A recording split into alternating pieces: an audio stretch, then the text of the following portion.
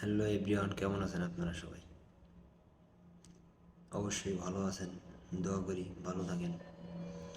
এবং দেশের যে পরিস্থিতি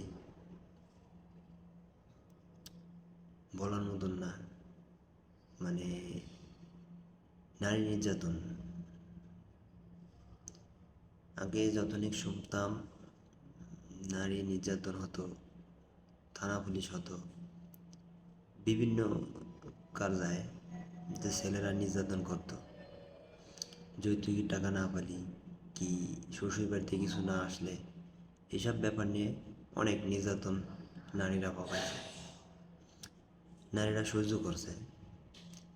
কিন্তু এখন যে পরিস্থিতি, যে সরকার নারীদের যতটা পাওয়ার দিয়েছে, তাতে ভাই ছেলেরা টিকে থাকাই কষ্ট। এবং ছেলেদের কথা কাজে খুবই অধৈর্য, যে অধৈর্যগুলো পুরুষ ছেলেরা মেনে নিতে পারতেছে না। নারীদের নির্যাতনে না পারছে সংসার করতে, না পারছে ছাড়তে।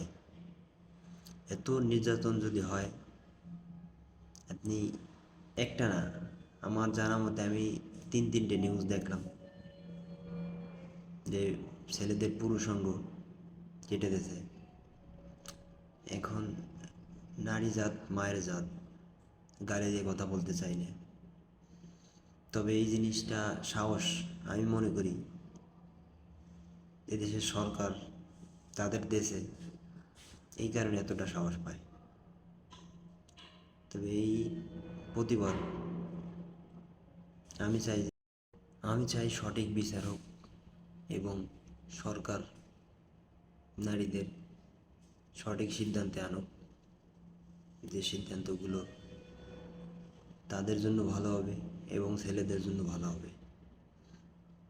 এরকম যদি হতে থাকে, এককালে দেখবেন ভাই পুরুষরা অধৈর্য হয়ে যাবে, আর এতটা অধৈর্য হয়ে যাবে তখন নারীদের কোনো মূল্য থাকবে না।